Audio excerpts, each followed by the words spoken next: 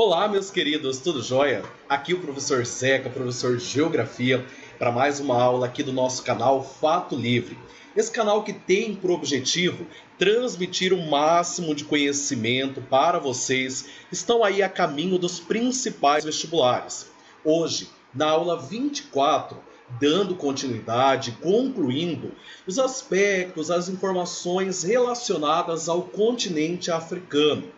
Nós iniciamos em toda essa base de conteúdos falando justamente sobre as características humanas, dados, IDH e até mesmo fatores que ressaltam e classificam o continente africano como estereótipos no mundo todo. Na segunda aula, explanamos toda a questão relacionada ao contexto físico deste imenso continente. Clima, vegetação e até mesmo os conflitos, como foram os da Primavera Árabe e o grande conflito de Ruanda, que atingiu esse país, que atingiu esse território de Ruanda no continente africano, possibilitando uma enorme base e principalmente um enorme conflito geopolítico que resultou no genocídio de 1994. Na aula de hoje, vamos concluir toda essa esfera de conhecimento falando justamente sobre a Conferência de Berlim, que é conhecida também mundialmente como a Partilha da África, a descolonização e outros fatores sobre os assuntos de responsabilidade base em relação a este grande continente. Para começar, vamos falar aí da Conferência de Berlim, encontro realizado no final de 1884 e início de 1885, proclamado e liderado pelas grandes potências europeias, Império Otomano e até mesmo Estados Unidos. A Conferência de Berlim teve por objetivo reunir tamanhas potências para realizar a divisão do continente africano. É isso mesmo, a partilha da África entre as potências da Europa. Os objetivos explanados pelas potências europeias era justamente possibilitar, de acordo com o que ficou conhecido como missão civilizadora, amparo e desenvolvimento à população sofrida, carregada de mitos e outros processos que transmitiam a miséria e outros fatores de decadência socioeconômica, na qual a população europeia possibilitaria desenvolvimento. Mas é lógico que nós sabemos que este foi o argumento utilizado pelas grandes potências europeias, mas que o principal objetivo resultava na exploração de matéria-prima, na exploração de uma mão de obra barata e escrava dentro do território e principalmente ampliar o mercado consumidor. Leve em consideração que esta conferência aconteceu entre o final do século XIX e já pré-início do século XX, período este em que desencadeou a segunda Revolução Industrial. E como os países da América Latina já haviam conquistado a sua independência, as grandes potências europeias precisavam de novas áreas justamente para quê?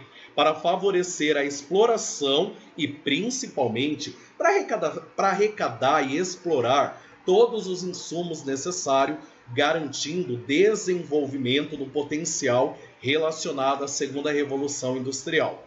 Percebe-se com este mapa, que representa todo o processo de partilha do continente africano, que os limites entre os países, ou seja, as fronteiras, são fronteiras retas, são recortes, que não se levou em consideração características étnicas, fatores humanos e amplitude cultural de todo o continente e de cada país.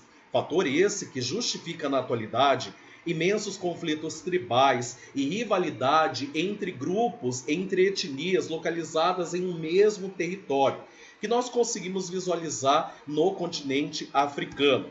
Nós percebemos que durante o século XIX foram criadas correntes do pensamento geográfico por alemães e franceses, justamente com o propósito de defender os interesses imperialistas, levando em consideração que este grande período foi conhecido na humanidade, ficou conhecido na história como período imperialista ou propriamente neocolonialismo, fazendo referência a um novo perfil de colonização após toda a colonização realizada pelos europeus dentro do continente americano.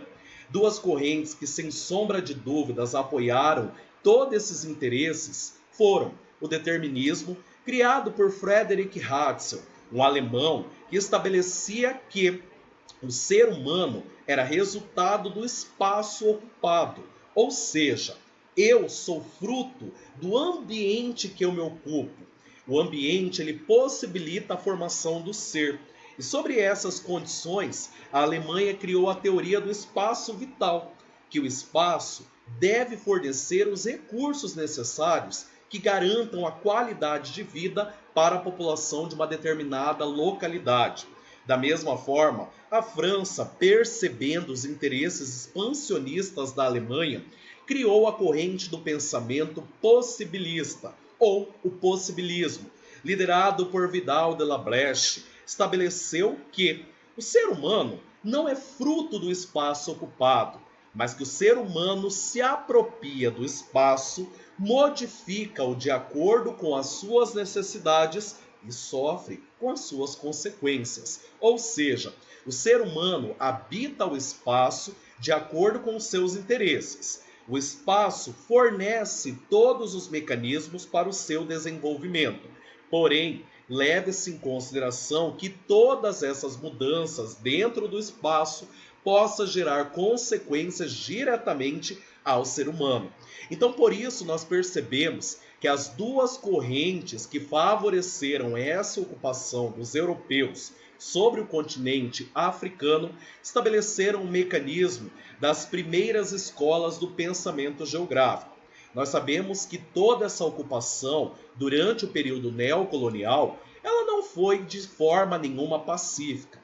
Inclusive, muitos europeus se ocuparam de solos férteis habitados pelos africanos, fator que resultou uma tamanha migração de africanos para solos impropícios, áreas com baixas condições produtivas, resultado que hoje grande parte da população sofre com a fome e a miséria dentro deste continente. Chegamos até o século XX, pós-segunda Revolução Industrial, onde grande parte das potências europeias estavam enfraquecidas, tanto no contexto econômico quanto no contexto político, o que favoreceu, durante esse período, fortalecimento não só de países localizados dentro do continente africano, mas também territórios localizados no continente asiático, que serviram como áreas de exploração das potências europeias.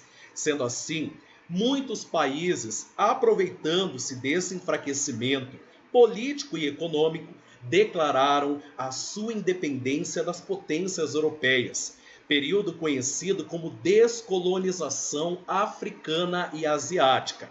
É claro que nem sempre as descolonizações, os processos de independência foram pacíficos, extremamente aceitos pelas potências europeias. Ocorreram alguns conflitos, entre eles com o território português, mas grande parte dos territórios conseguiram a sua descolonização.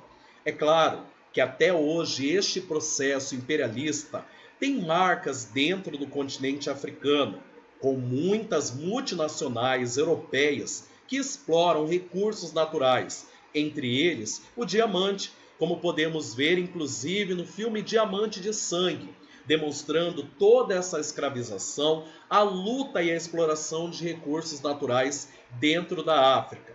É importante ressaltar que, pós todo esse período, foi proclamado em 1955 a Conferência de Bandung, realizado no território indonês, da Indonésia, e liderado por países africanos e asiáticos que cobravam pelo fim de qualquer ato de ocupação europeia, bem como colonialismo dentro dos seus continentes. É claro que hoje a África sofre e tem ainda sérias consequências, mas pensamos e temos todo o otimismo de um continente bem mais desenvolvido para o futuro.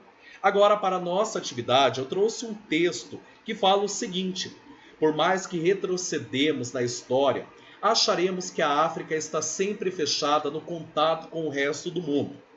É que um país criança, envolvido na escuridão da noite, aquém da luz da história consciente. O negro representa o homem natural em toda a sua bárbare e violência. Para compreendê-lo, devemos esquecer todas as representações europeias. Devemos esquecer Deus e as leis morais. É um texto de Hegel na Filosofia da História Universal. A África na sala de aula.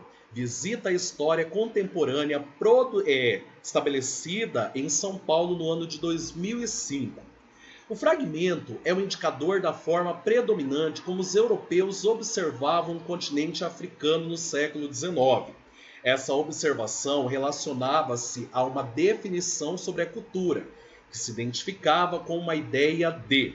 Entendam o seguinte, pessoal, durante todo esse processo neocolonial, as grandes potências do continente europeu estabeleciam a África como solo sem grandes culturas que necessitavam de todo esse amparo da população europeia, ou seja, de que o ato de ocupação da Europa sobre o continente africano seria uma ajuda, seria um apoio para proporcionar o desenvolvimento. Aqui nós temos as alternativas, e aí já estabelecendo a resposta correta, que é a letra A. O progresso social, materializado pelas realizações humanas como forma de se opor à natureza, ou seja, deixando claro que os principais objetivos das potências europeias eram justamente possibilitar o desenvolvimento do seu território e não favorecer o crescimento do continente africano.